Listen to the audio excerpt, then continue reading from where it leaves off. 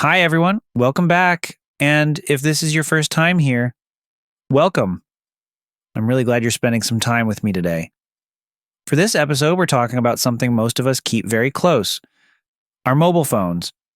If you're listening to this podcast on your phone right now, that already tells part of the story. All right, let's get started. Our relationship with mobile phones. To begin with, let's talk about our relationship with mobile phones. Mobile phones are everywhere. We use them from the moment we wake up until the moment we fall asleep. For many people, a phone feels like an extension of the hand. You wake up, you check your phone. Before sleeping, you check it again. Sometimes it makes you stop and think. I spend more time with my phone than with real people. There's an English idiom for this: joined at the hip. It means being extremely close to something. For many of us, that's exactly how it feels with our phones. Mornings and phones. Now let's move on to mornings. Think about your own routine for a moment. What's the first thing you do when you wake up? Some people stretch, some drink water, and many people reach for their phone, and at first it feels simple. You just want to check the time. But then a notification appears, then a message, then another app. Before you realize it, a lot of time has passed. There's a common phrase in English, and time flies. And when we're on our phones, time often disappears without us noticing. How phones make life easier. Now let's look at the positive side. This isn't about blaming mobile phones. In many ways, phones make life easier. There's a useful phrase here: a blessing in disguise. It means something that may seem negative, but actually brings benefits. With our phones, we can learn new skills, listen to podcasts, watch educational videos, talk to people around the world, work remotely, use maps to find our way. In many ways, a phone is like a small computer in our pocket. And for English learners, it can be a powerful tool. Learning English with your phone. Since this is an English learning podcast, let's focus on that for a moment. There are many simple ways to use your phone to improve your English. You can save new vocabulary, listen to English podcasts, watch videos in English, practice speaking with others.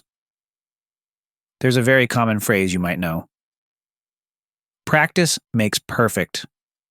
The more you use English in your daily life, the more confident you become. At the same time, it's important to remember something. There are always two sides to the coin. The dark side of mobile phones. So now, let's talk about the downside. Have you ever picked up your phone to do something important and then found yourself scrolling without a clear reason? You move from one app to another, not really focused on anything. This is often called mindless scrolling. It doesn't help you relax. It doesn't help you learn.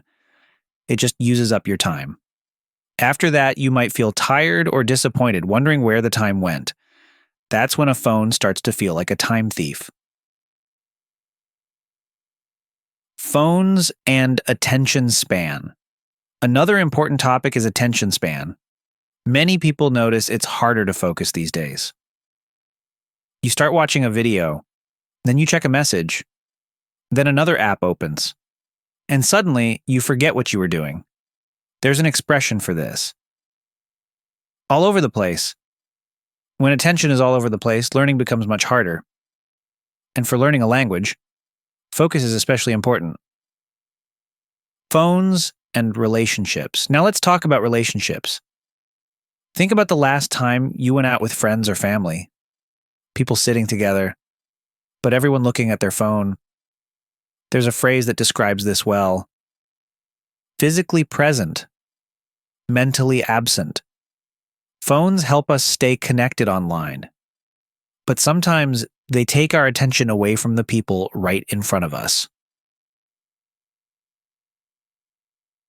Everyday phone habits. Let's take a lighter look at phone habits. Many people check their phone even when there's no notification. Some feel uncomfortable when they forget their phone at home. Others feel stressed when the battery level drops. There's an idiom that fits here. Old habits die hard. Once something becomes part of daily life, it can be difficult to change. Battery life and stress. Battery level is a good example. When the battery is full, everything feels fine. As it drops lower, people become more alert. At very low levels, it can feel surprisingly stressful. This reaction shows how dependent we've become on our devices.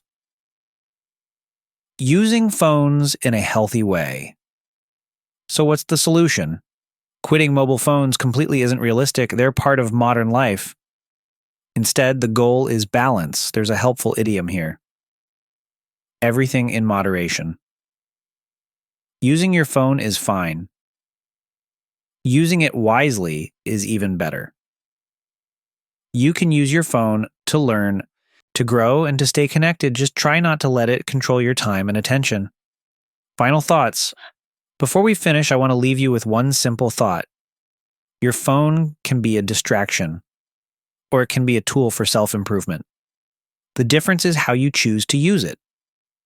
As English learners, we can turn our phones into a teacher, a dictionary, a speaking partner. Next time you unlock your phone, ask yourself this question. Am I using this time well? That brings us to the end of today's episode. Thank you for spending this time with me. I really appreciate it. If you enjoyed this episode, feel free to follow and come back tomorrow for a new topic. Until then, take care, keep practicing, and remember, progress comes step by step. Bye for now.